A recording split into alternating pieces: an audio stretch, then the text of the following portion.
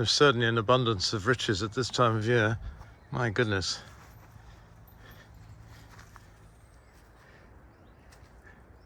Which the dog is obviously appreciating. This is extraordinary floriferous rhododendron.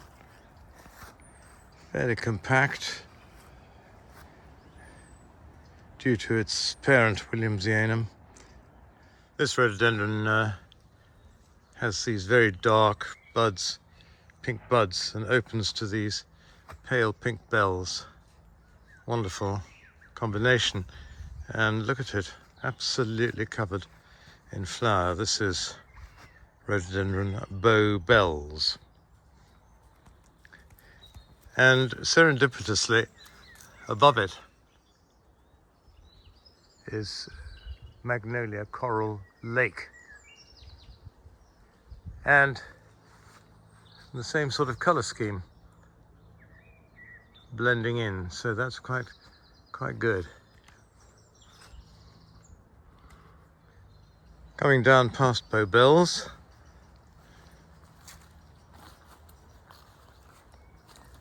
I noticed that there's a rhododendron coming out. Now this was bred by a friend of mine. One of the parents is Lady Chamberlain, and he called this after his daughter Caris. Isn't it gorgeous? Rather an untidy grower, but the flowers are lovely.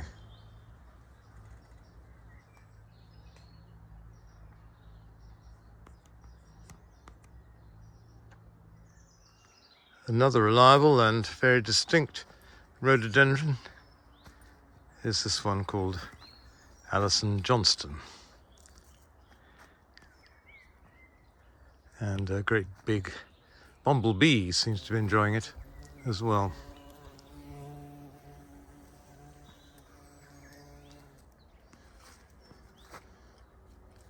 It sort of comes out orangey pink and fades to a pale pink, and is really very distinct. If you see it, you know it immediately.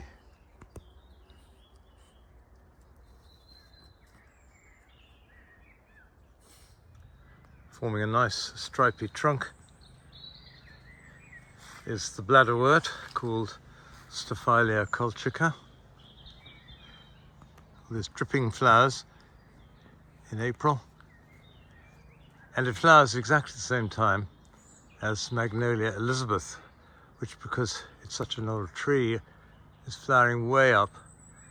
I may have to give it a bit of a chop down to get the Elizabeth to flower closer to the Staphylia, because I think they make a really lovely combination, completely different flowers.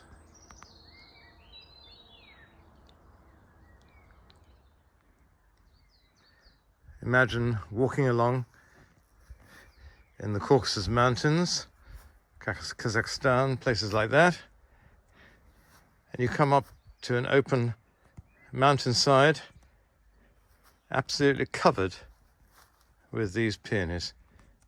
It must be an absolutely amazing sight.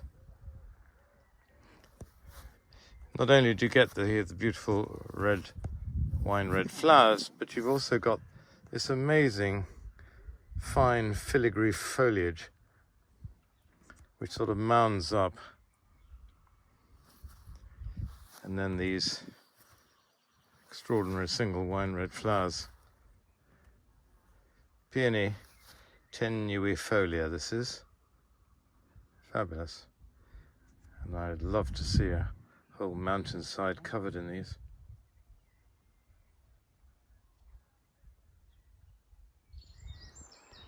Now there's a spicy scent coming from here, and it's coming from this very small flowered shrub, an Eleagnus,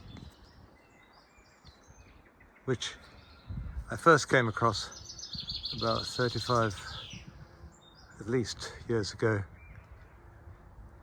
at Dartington Hall Gardens, which are the most wonderful gardens in South Devon. And there was this fantastic scent along the pathway I was going, and I could not see where it was coming from. Anyway, suddenly I looked up and there was this enormous shrub covered in tiny flowers, but really highly scented. So I decided I must have one. And I planted it ages ago. Very, very vigorous. You've got to be jolly careful. But my goodness, what a lovely scent it is at the end of April.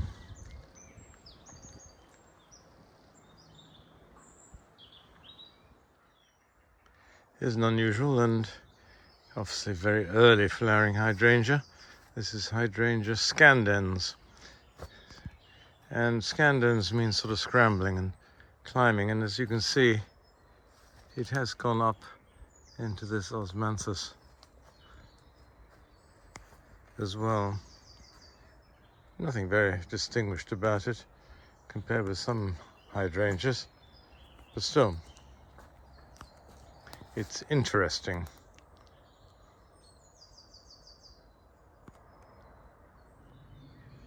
And as an aside, next to the hydrangea is an Osmanthus, also known as the sweet-scented olive.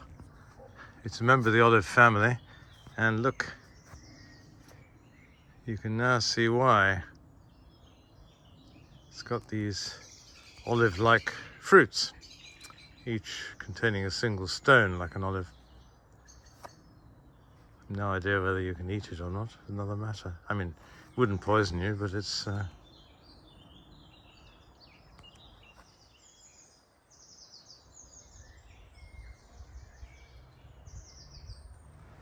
we'll walk along here because I want to show you this plant from New Zealand.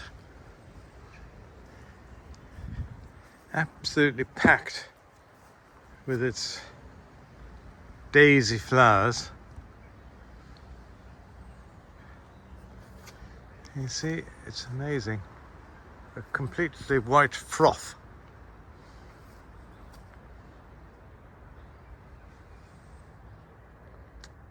This is Olearia cheesmanii.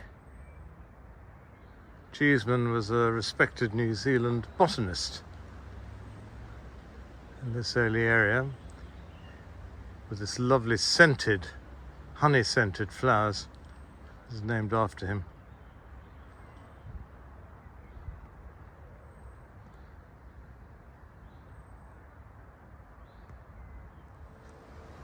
There are so many nooks and crannies in this garden, it's easy to miss things. And here are the last flowers on Dr. Tinsley, the camellia, still going amazingly. And then next to it, what I wanted to show you was this clematis from Korea, Clematis koreana, and it's a double form called amber. It's more yellow than amber, really. It does vary somewhat,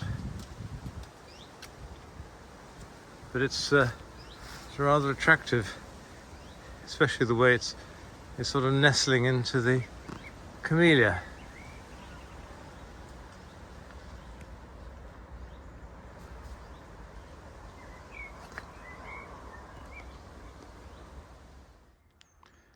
And let's come along here and we can admire the amazing foliage of Acer brilliantissimum.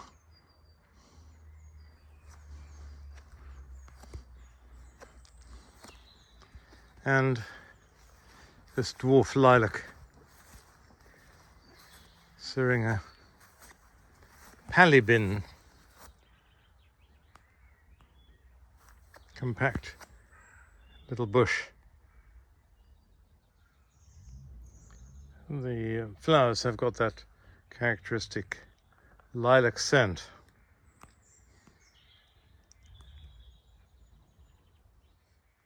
Pulling back from the lilac, the garden visitors normally carry on straight ahead. So I've had to put a notice saying, look up.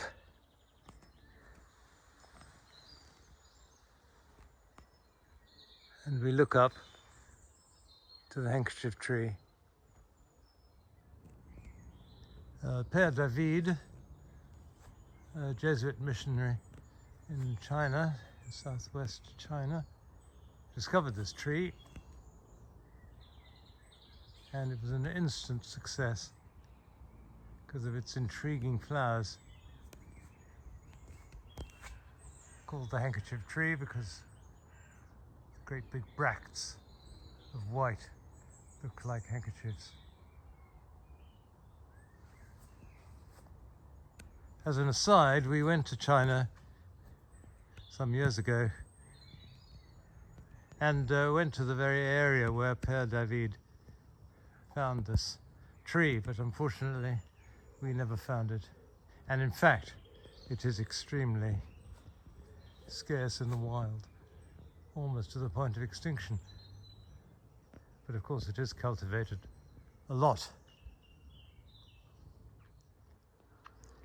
And next to the Handkerchief Tree is one of my favorite pine trees. This is a Mexican pine, Pinus patula, with its rather droopy needles. But the new growth is straight up and it's forming a lovely tree.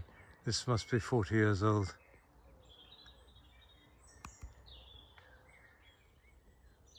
Male cones, which will puff pollen out.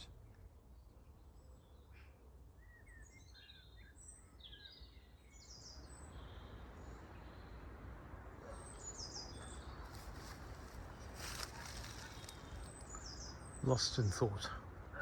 Thought of squirrels. Now, how about this? Isn't this the most wonderful rhododendron? Highly scented, lovely flowers. Normally a very scrappy grower, but this is a much more compact form. Selected by Raymond Graal, the late owner of a rhododendron nursery in Normandy, and presented to me by a dear old gentleman who had a heart attack while we were at a lecture together. I went to his aid and he recovered, thank goodness. And a few months later, a car drew up outside our house. Out he popped with this gorgeous rhododendron. So this has memories for me, like so many of our plants here.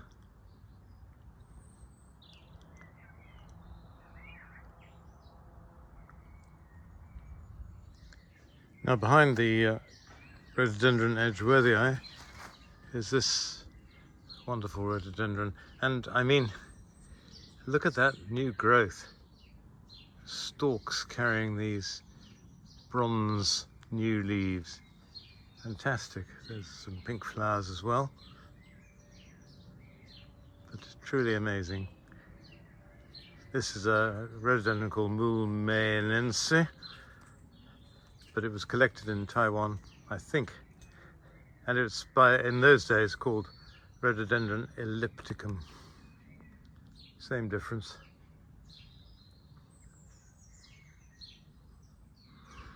And here's the combination with the tree peony as well, for good luck.